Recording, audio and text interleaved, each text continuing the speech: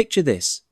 You're tucking your child into bed, opening a colourful storybook to read about brave little Jack climbing a magical beanstalk to defeat a giant and steal treasure.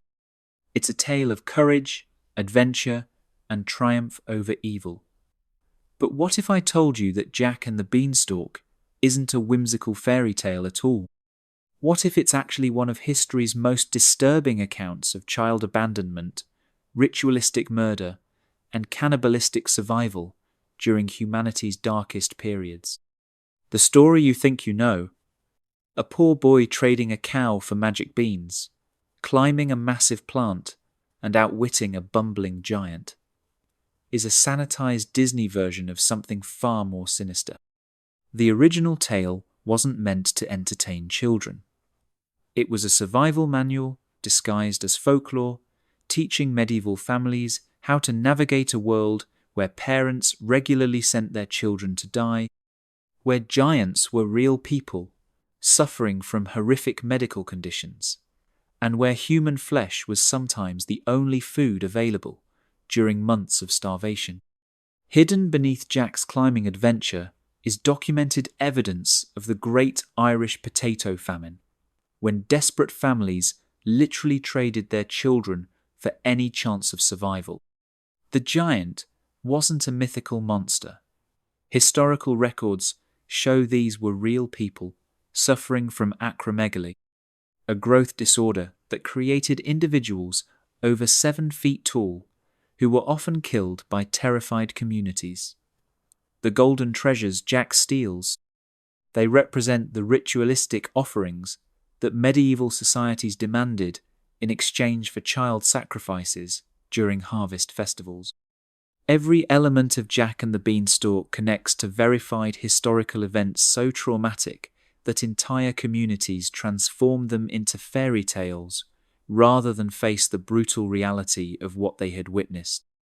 The magic beans were real plants used in ancient fertility rituals. The giant's castle in the clouds was based on actual fortified towers where communities imprisoned people they considered monsters.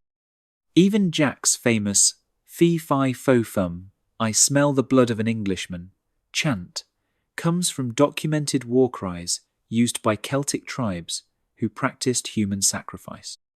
The Brothers Grimm didn't collect this story from cheerful peasants sharing bedtime tales. They recorded it from survivors of famines, plagues, and religious wars who had witnessed unspeakable horrors. The tale they documented contained detailed descriptions of child murder, cannibalism, and systematic starvation that would make modern horror films seem tame by comparison.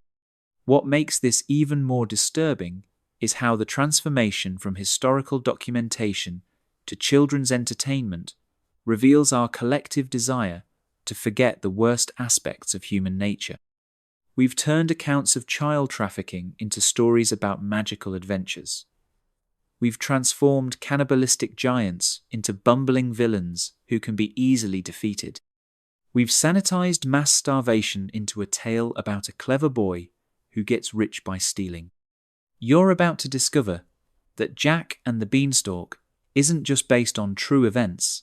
It's a historical document that chronicles some of the most horrific crimes against children in recorded history. The fairy tale you've been reading to your kids has a body count in the thousands, and every seemingly innocent detail connects to a documented atrocity that haunted medieval Europe for centuries. Between 1845 and 1852, Ireland experienced what historians call the Great Potato Famine, but calling it a famine sanitizes what was actually systematic starvation orchestrated by British colonial policies. During these 7 years of horror, over 1 million Irish people died of hunger, and another million fled the country. But the most devastating aspect wasn't the death toll, it was what desperate parents did to their children when faced with impossible choices between survival and morality.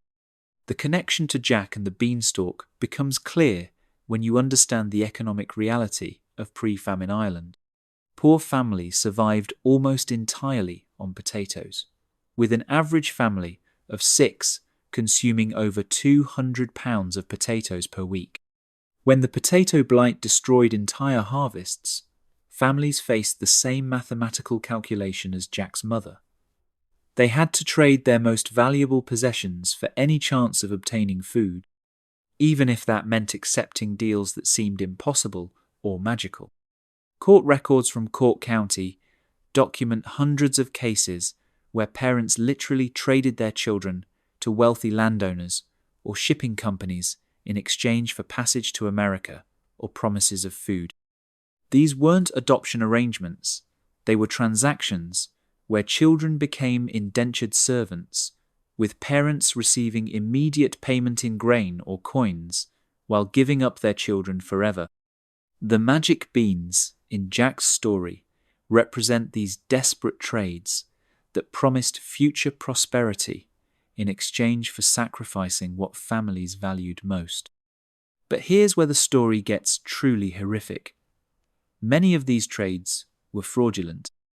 Unscrupulous merchants would offer starving families beans, seeds, or other agricultural products that they claimed would grow into massive crops, capable of feeding entire communities.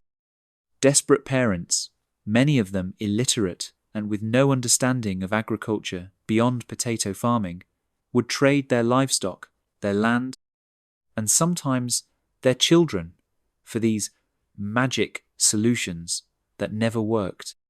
Parish records from Galway describe a merchant named Cornelius Murphy who travelled through famine-stricken villages in 1847, trading bags of common kidney beans for cows, horses, and farm equipment.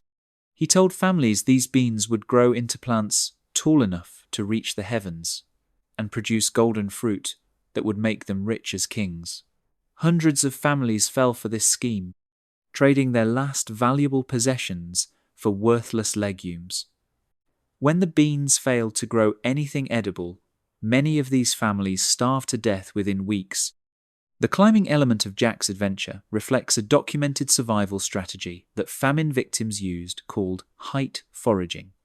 When all ground-level food sources were exhausted, desperate people would climb increasingly dangerous heights to reach tree bark, bird nests, or any organic matter that might be edible.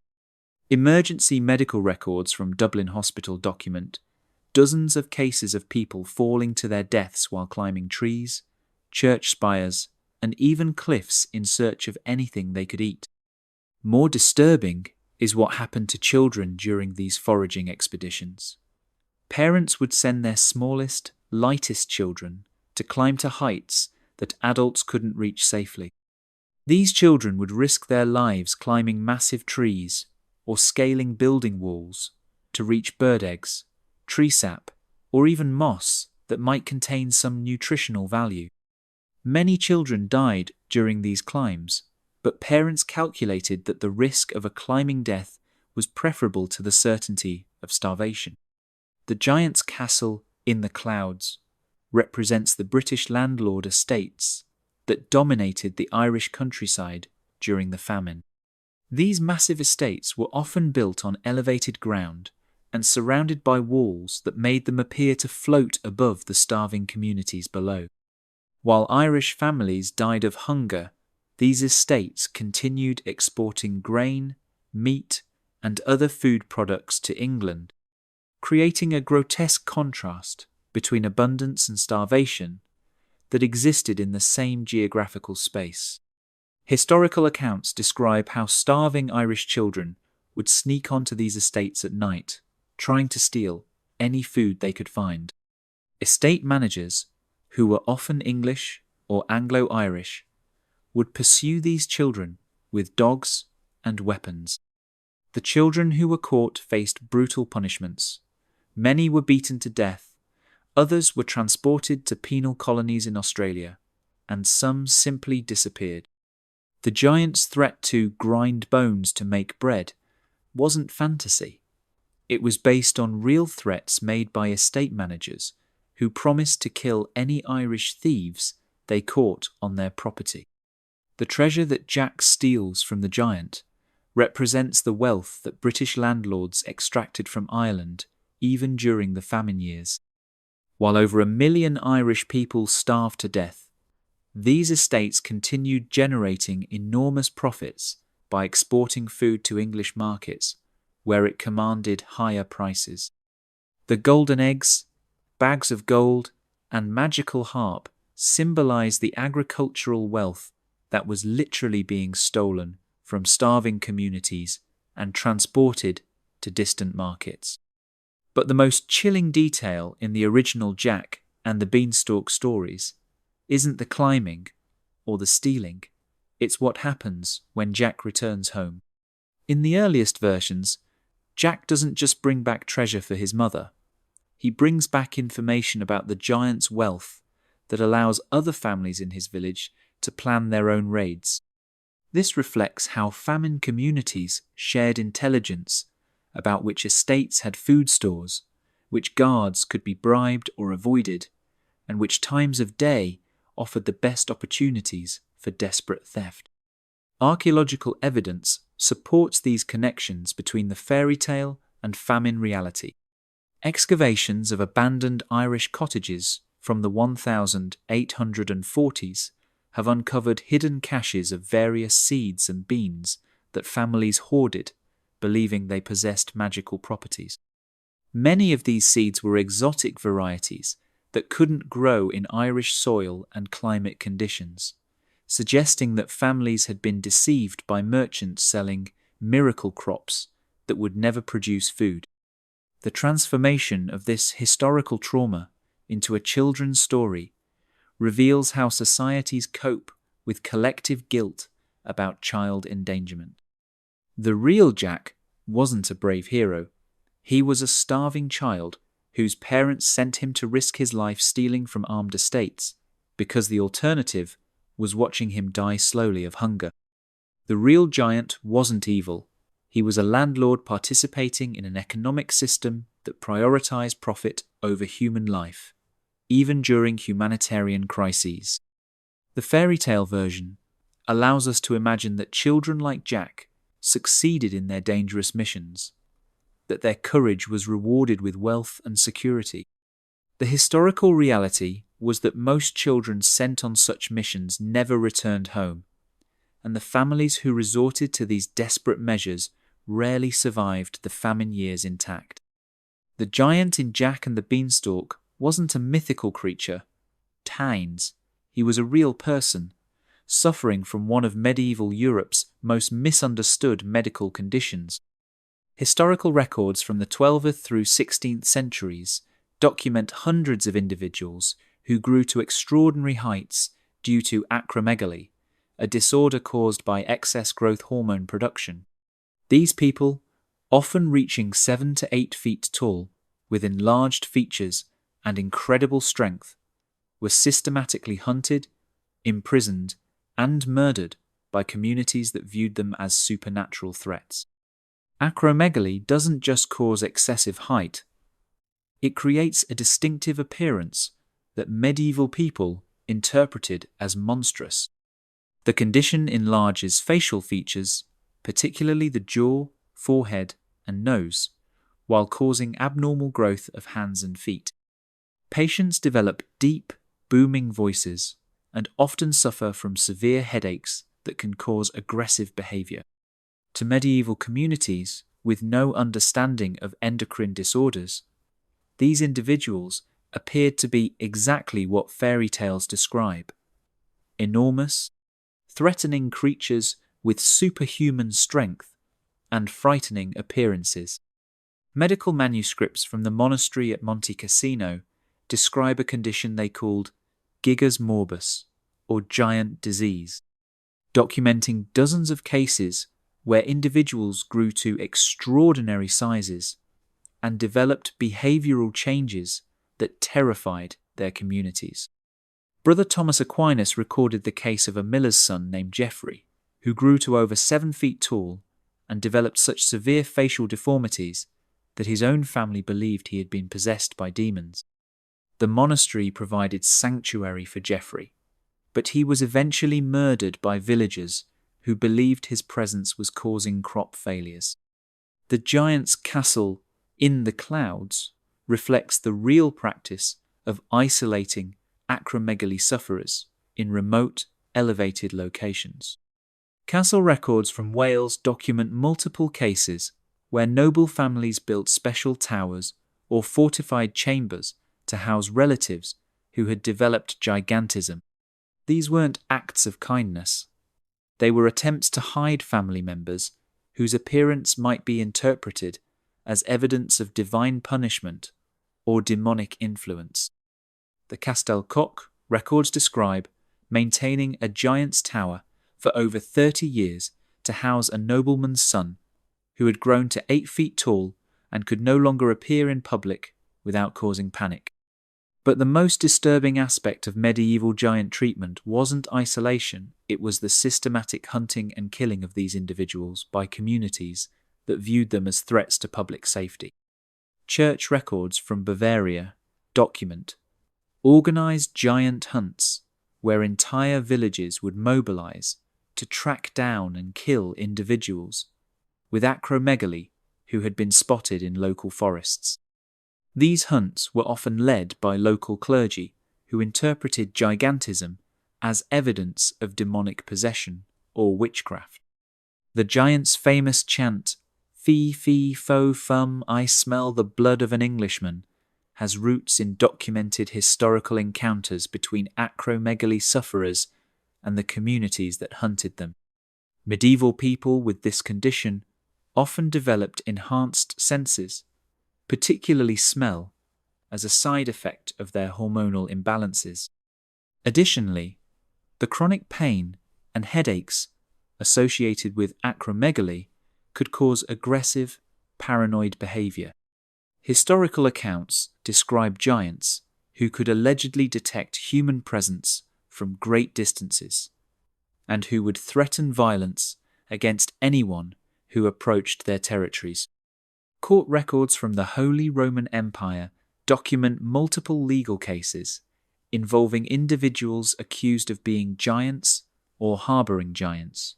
In 1453, a Bavarian court ordered the execution of Hans Müller, a blacksmith who had reached 7 feet tall and whose neighbors claimed could smell Christians from miles away and threatened to eat their children. The trial testimony reveals that Hans had developed the distinctive acromegaly symptoms, enlarged facial features, massive hands, and enhanced sensory perception, but had never actually harmed anyone. He was burned alive based entirely on his appearance and the community's fear of his size. The cannibalistic threats associated with fairy tale giants weren't entirely fictional either. Medieval communities genuinely believed that individuals with acromegaly possessed supernatural appetites and specifically craved human flesh. This belief may have originated from the enormous caloric needs of people with active acromegaly, who often required 3 to 4 times the normal food intake to maintain their muscle mass and energy levels. When these individuals were forced to live in isolation with limited food sources, they may have resorted to scavenging or aggressive food-seeking behavior that communities interpreted as predatory. Archaeological evidence from excavated medieval settlements supports the existence of systematic giant persecution. Several sites across northern Europe have yielded skeletal remains of unusually tall individuals who show signs of violent death, skull fractures, evidence of burning, and burial in unmarked graves outside consecrated ground. Carbon dating places these remains during periods when historical records document giant hunts and community mobilizations against individuals with perceived supernatural characteristics. The treasure-hoarding behavior attributed to fairy tale giants also reflects documented reality. People with acromegaly were often extremely intelligent and, when given the opportunity, could accumulate significant wealth through their exceptional strength and problem-solving abilities. However, their social isolation meant they had few opportunities to spend or share their resources. Medieval records describe several cases where communities discovered enormous caches of gold, silver, and valuable objects in caves or remote structures after killing local giants. These hoards were often interpreted as evidence of supernatural theft or demonic reward, rather than the natural result of intelligent individuals who had been forced to live outside normal society. The economic motivation behind giant persecution becomes clear when examining medieval inheritance laws and property rights. Families with acromegaly sufferers faced enormous social stigma and often lost social standing, marriage prospects, and business relationships. In many cases, it was economically advantageous for families to have these relatives declared dead or demonic, allowing them to inherit property and rebuild their social reputation. Church records show multiple cases where families paid significant sums to have giant relatives officially exorcised or executed, clearing the way for normal inheritance procedures. The transformation of these medical tragedies into fairy tales served multiple social functions. It allowed communities to process their guilt about murdering innocent people by recasting the victims as supernatural threats that deserved violence. It provided a framework for understanding and responding to future cases of acromegaly by establishing giants as inherently dangerous and legitimizing violent responses. Most importantly, it created a narrative where normal-sized people were always the heroes and giants were always the villains, regardless of the actual behavior or intentions of the individuals involved. The real giants of medieval Europe weren't monsters. They were people suffering from a medical condition that made them appear frightening to ignorant communities. They were systematically isolated, hunted, and murdered, not because they posed any actual threat, but because their appearance challenged medieval understanding of normal human variation. The fairy tale version of these encounters allows us to imagine that the giants deserved their fate, that they were truly dangerous cannibals who threatened innocent communities. The historical reality was that they were victims of medical ignorance and social prejudice, killed for the crime of looking different. The most horrifying truth behind Jack and the Beanstalk lies in its connection to documented child sacrifice rituals that persisted across Europe for over 1,000 years. The magic beans that Jack receives weren't symbols of bad trades or foolish decisions. They were ritual objects used in harvest ceremonies where communities systematically murdered children to ensure agricultural success. Archaeological evidence and historical records reveal that the fairy tale preserves the memory of organized child killing that was considered not only acceptable but necessary for community survival.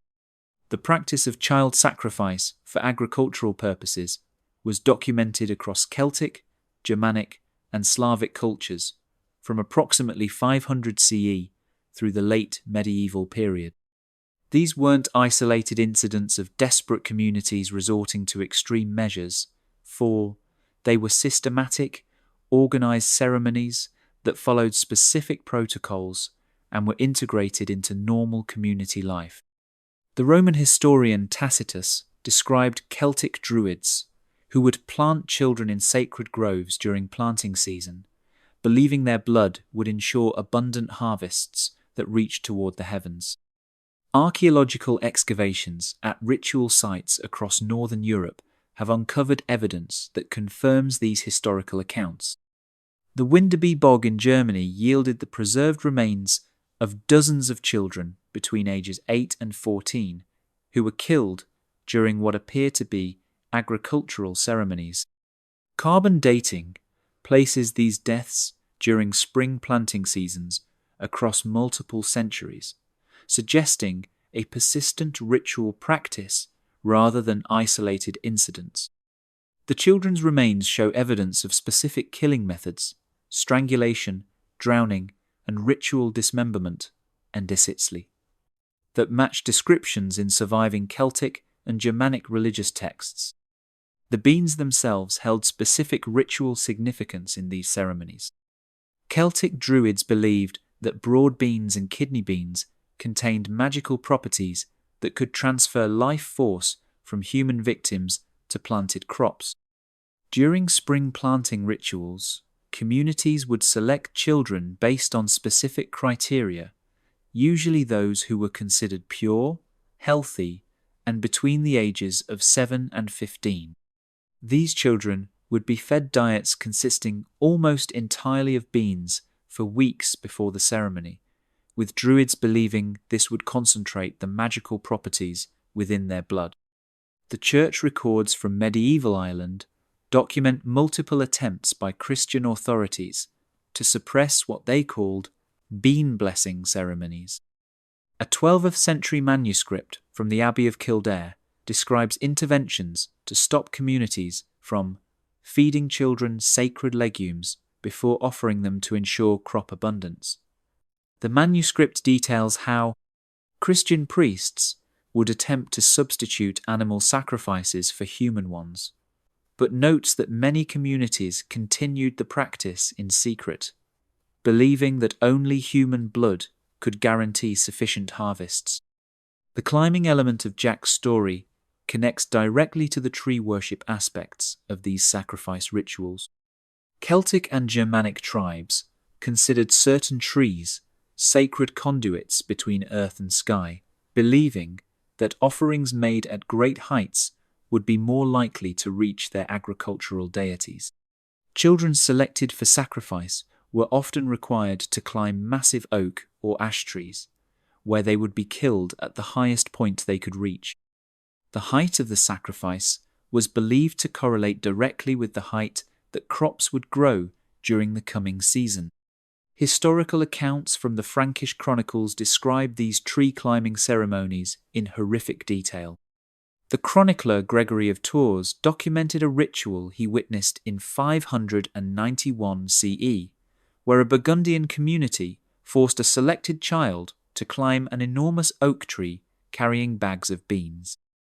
The child was then killed at the tree's highest point, with the beans scattered over the area where crops would be planted.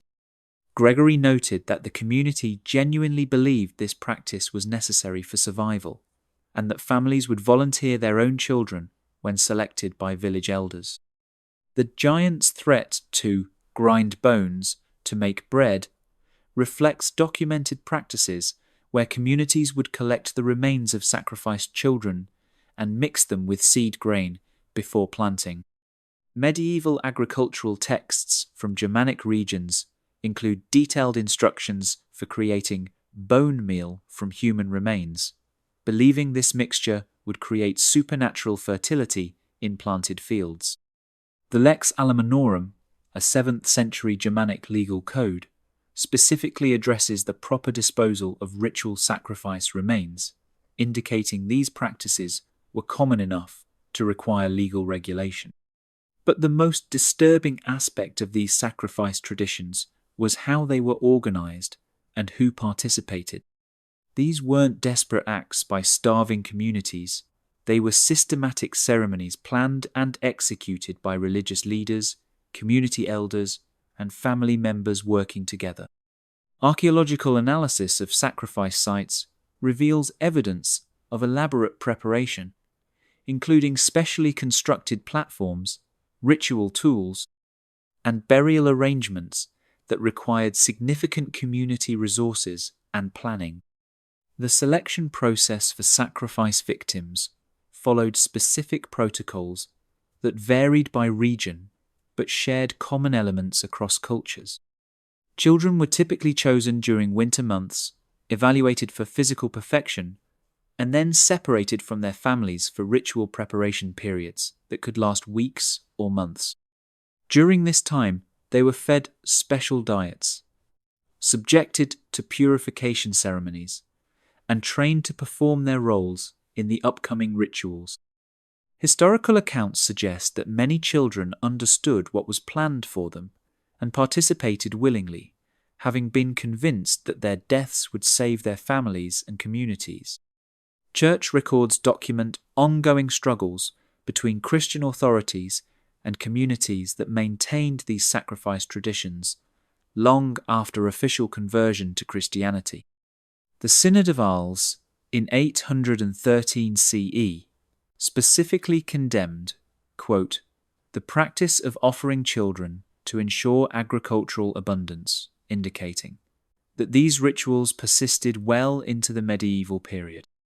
Bishop Burchard of Worms wrote detailed instructions for priests on how to identify and interrupt planned child sacrifices, suggesting that Christian clergy encountered these practices regularly enough to require specific training in intervention techniques. The economic motivations behind child sacrifice become clear when examining medieval agricultural realities. Communities that failed to produce sufficient crops faced starvation, disease, and potential conquest by neighboring groups. The psychological pressure to guarantee successful harvests was enormous, and sacrifice rituals provided a sense of control over agricultural outcomes that were actually determined by weather, soil conditions, and farming techniques beyond medieval understanding. Killing children offered communities a way to feel they were actively preventing starvation, even when the practice had no actual agricultural benefit. The transformation of these sacrifice traditions into the Jack and the Beanstalk fairy tale allowed later generations to process the collective trauma of systematic child murder while avoiding direct confrontation with their ancestors' actions. The story preserves the basic elements: children traded for beans, magical plants that grow to enormous heights, and violent encounters with giants who threaten to consume human flesh, but recasts them as adventure rather than horror. Jack becomes a hero rather than a victim, and the giant becomes a monster rather than a community practicing its religious traditions. The fairy tale version serves as a psychological defense mechanism that allows us to remember the historical reality while interpreting it as fiction. We can acknowledge that children were sacrificed for agricultural purposes while telling ourselves it was mythology rather than documented history. The story preserves the memory of systematic child murder while providing enough distance from the actual events to make them psychologically bearable for modern audiences who share genetic and cultural connections to the communities that practiced these rituals. The final and perhaps most disturbing truth behind Jack and the Beanstalk lies in its documentation of the systematic economic exploitation of children during medieval Europe's darkest periods. The story isn't just about magic beans and giants. It's a historical record of how entire economic systems were built on child labour, child trafficking, and the calculated sacrifice of young lives for adult survival. The fairy tale preserves evidence of organised networks that bought, sold, and consumed children on an industrial scale across multiple centuries. Medieval economic records reveal that children weren't just occasional victims of desperate circumstances. They were integral components of labour systems that required their systematic exploitation and frequent death. The Guild records from London, Paris, and Vienna document apprenticeship programs that were essentially legalised child trafficking operations. Masters would pay families small amounts for children as young as 7, then work these children to death in textile mills, mining operations, and agricultural estates. The magic beans in Jack's story represent these small payments that families received in exchange for permanently surrendering their children to systems that would ultimately kill them. The economic calculations behind child trading were coldly mathematical. A healthy child between ages 8 and 14 could perform approximately 10 years of labor before their bodies broke down completely from overwork, malnutrition, and industrial accidents. During this period, they required minimal food, no wages, and could be housed in conditions that would kill adult workers. Economic documents from textile guilds show that child workers generated approximately 300% more profit than adult employees when calculated over their useful working lifespan. This wasn't exploitation born from desperation, it was systematic economic planning that treated children as renewable resources to be consumed for maximum profit. The giant's castle represents the industrial and agricultural estates where these child workers were concentrated. Archaeological excavations of medieval textile mills have uncovered mass graves containing the remains of hundreds of children who died from industrial accidents, disease, and exhaustion. The Whitby Abbey Textile Works in Yorkshire maintain detailed production records that casually note the deaths of child workers alongside notes about wool quality and loom maintenance. These records show that child mortality rates in industrial operations often exceeded 60% annually, but replacement children were readily available from impoverished families across Europe.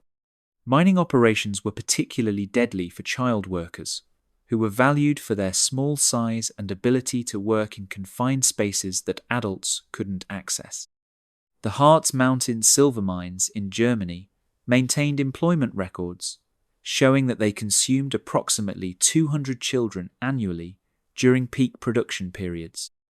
These children would work 12 16-hour days in tunnels that frequently collapsed, extracting precious metals that would be sold to finance wars and luxury goods for noble families.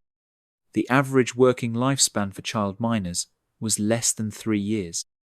But the most systematic child exploitation occurred in agricultural estates, where landowners discovered they could maximize profits by using child workers who required minimal food and could be easily replaced when they died.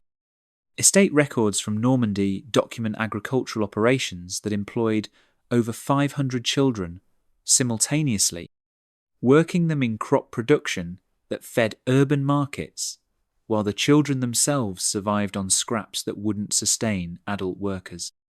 These children lived in conditions so horrific that visiting clergy described them as barely human, and noted that most died within 2 years of arrival. The trading networks that supplied these operations with child workers spanned entire continents. Merchants would travel through regions experiencing famine, war, or economic collapse, offering families small payments or promises of future prosperity in exchange for their children. These merchants maintained detailed catalogues describing the children they had available for sale, noting age, physical condition, and estimated working lifespan. The beans, seeds, and agricultural products they offered as payment were often worthless varieties that wouldn't grow in local conditions, but desperate families had no knowledge or ability to verify these claims. Church records document attempts by religious authorities to regulate child trading, but these efforts were largely unsuccessful because the economic incentives were too powerful. The papal bull of 1179 specifically condemned the sale of Christian children for agricultural labour, but enforcement was minimal because local nobility profited enormously from these operations. Monasteries that attempted to provide sanctuary for child workers were often threatened or attacked by merchants and landowners who viewed these interventions as theft of valuable property. The international scope of child trafficking during this period is documented in maritime records from major European ports. Ships departing from London, Amsterdam, and Venice carried manifests listing children alongside other cargo bound for agricultural estates, mining operations, and textile mills across Europe and North Africa. These children were classified as indentured servants in legal documents, but the terms of their indenture typically lasted until death, with no provisions for wages, education, or eventual freedom. The cannibalistic threats in Jack and the Beanstalk reflect documented practices where industrial operations would dispose of dead child workers by feeding their remains to livestock or grinding them into fertilizer for agricultural use. Estate records from Flanders describe systematic programs for recycling dead workers into useful products, with detailed instructions for processing human remains into bone meal and other agricultural supplements. This wasn't desperate survival cannibalism, it was industrial waste management that treated dead children as raw materials for other production processes. The economic scale of these operations was enormous. Tax records from the Holy Roman Empire show that child labour-based industries generated approximately 30% of total imperial revenue during peak production periods. This wasn't a marginal economic activity, it was a foundational element of medieval European prosperity. The wealth that financed cathedral construction, crusade armies, and noble courts was built directly on systems that systematically consumed children for profit. The legal frameworks supporting child trafficking were sophisticated and comprehensive. The Corpus Juris Civilis included specific provisions for child labour contracts, establishing legal precedents that treated children as property that could be bought, sold, and used until death. These laws remained in effect across much of Europe for over 500 years, providing legal protection for merchants and employers who profited from child exploitation, while offering no protections for the children themselves. The psychological mechanisms that allowed these systems to operate reveal how communities rationalized systematic child murder for economic gain. Religious authorities developed theological justifications claiming that child labor was spiritually beneficial, teaching children discipline and preparing their souls for heaven. Economic theorists argued that child workers were naturally suited to dangerous tasks and that their deaths were unfortunate but necessary for broader social prosperity. These rationalization systems allowed entire societies to participate in child exploitation while maintaining their self-image as moral Christian communities. The transformation of this economic reality into the Jack and the Beanstalk fairy tale serves multiple psychological functions for modern audiences. It allows us to acknowledge the historical reality of systematic child exploitation while interpreting it as mythology rather than documented history. The story preserves evidence of organized child trafficking networks while recasting them as individual adventures rather than industrial operations. Most importantly, it provides a narrative framework where children like Jack can triumph over the systems that exploit them, offering psychological comfort to audiences who might otherwise be overwhelmed by the scope and duration of historical child abuse. The fairy tale version suggests that clever, brave children could escape exploitation and even profit from their encounters with dangerous systems. The historical reality was that virtually no children survived the economic machinery that consumed them, and those who did often died shortly afterward from the physical and psychological damage inflicted during their exploitation. The real Jack wasn't a hero who defeated a giant. He was a child whose family sold him to systems designed to work him to death, and whose story was preserved only because communities needed to find ways to live with the consequences of their economic choices. The economic systems documented in Jack and the Beanstalk didn't end with the medieval period. They evolved into forms that persist today in various global industries that continue to exploit child workers for maximum profit. The fairy tale serves as both historical documentation and contemporary warning about how economic pressures can transform entire societies into child-consuming machinery, while maintaining public narratives that deny or minimize the fairy tale. Scope of systematic abuse.